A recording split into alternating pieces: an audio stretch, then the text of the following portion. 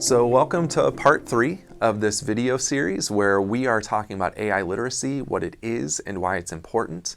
So we've talked about what AI is, we've talked about the fundamental elements of AI literacy and why it's important to be mindful of those things to help us navigate this AI world safely. And now we're going to talk about what does all of this mean for education specifically. We've talked about a lot of different examples up to this point, but day to day, what does this technology mean for education moving forward? So if we're going to talk about the implications for education, we want to look at those potential benefits. How can it help teachers and students? How can it enhance our education process? But then also, what are the potential challenges we need to be mindful of? Just like with any technology, we want to leverage the benefits, but we also want to try to mitigate those risks as much as possible. And then exploring, why do students need to be AI literate? Even outside of our classrooms, what does this look like for them? And then finally, what does this look like for education overall moving forward? We are in a very interesting time right now with generative AI hitting the education space, and how do we move forward with this? So let's first look at some potential benefits. Some of them we've already kind of talked about in previous sessions or previous videos.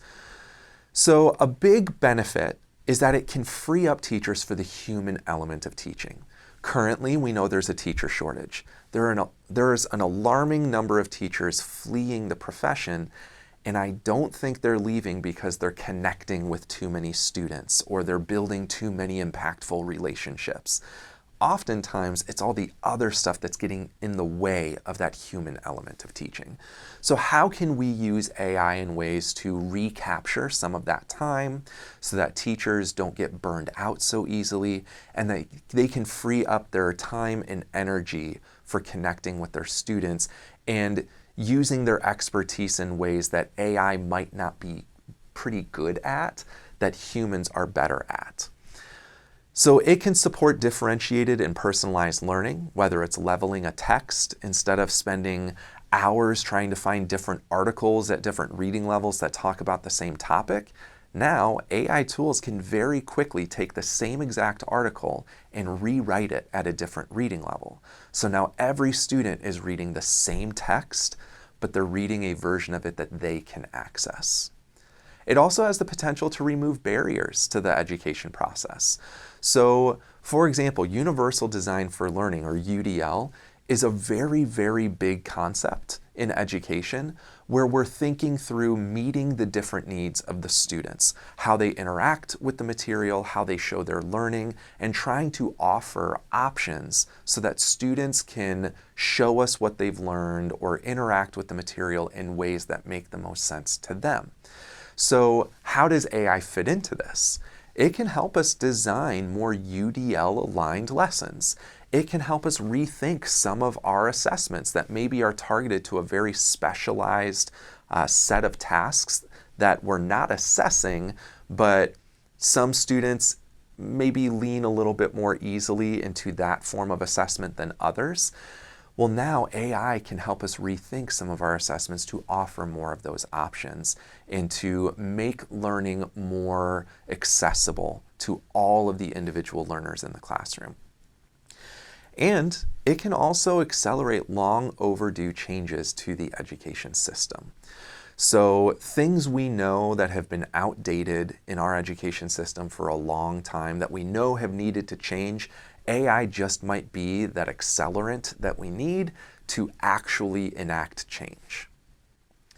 So the other thing we want to consider is that how we're using AI has an impact. So we can use AI systems in a way of what we would consider evolutionary ways. So doing things the same way we've always done them, AI just speeds up the process.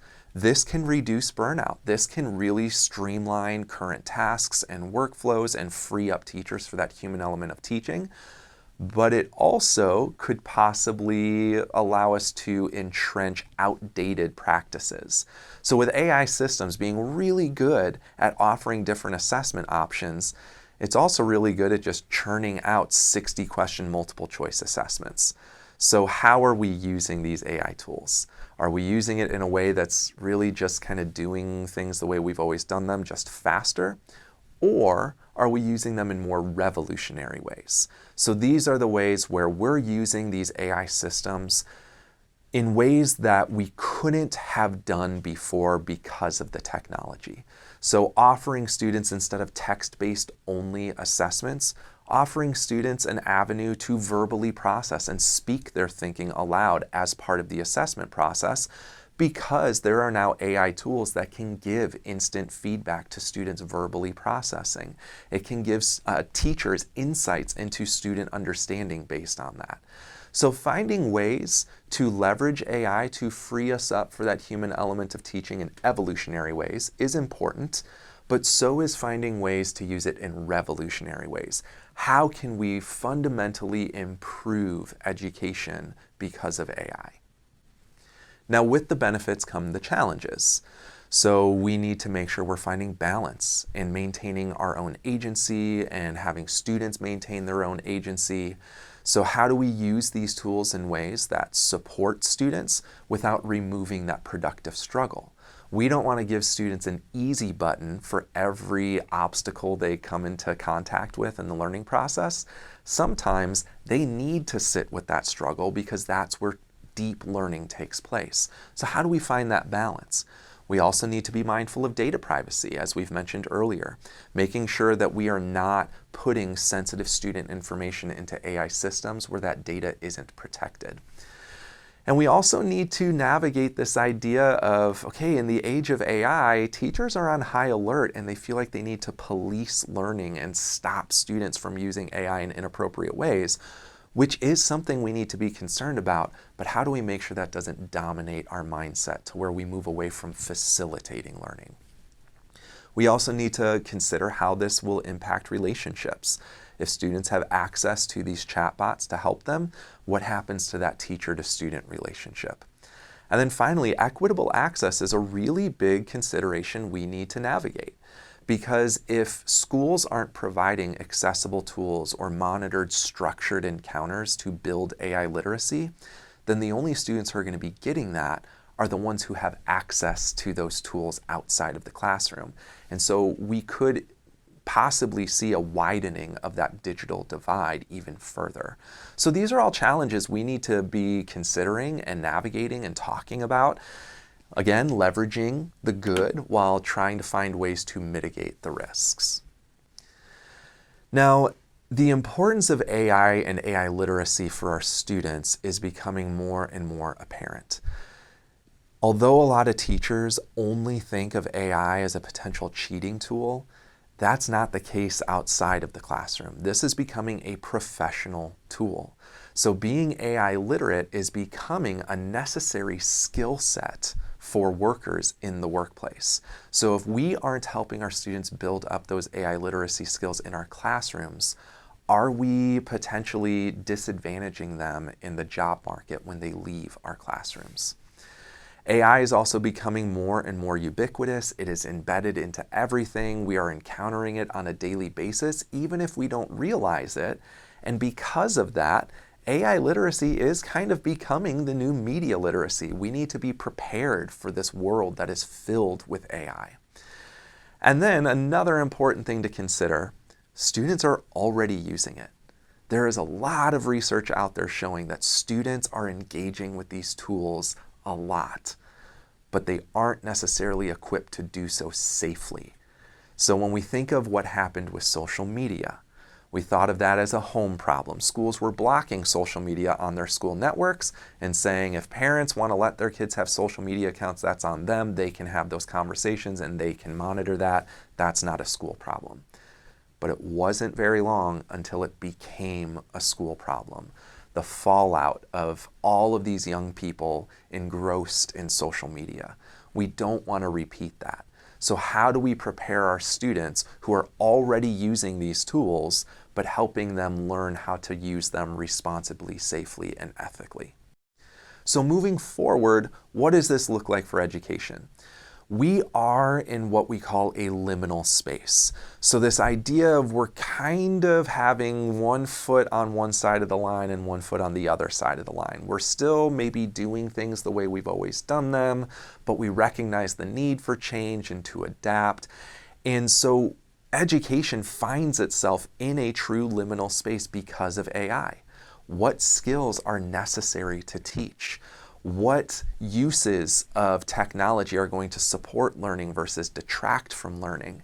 And how do we navigate this? So as we see, being in a liminal space, on the one hand, it can be a very uncomfortable space to be in.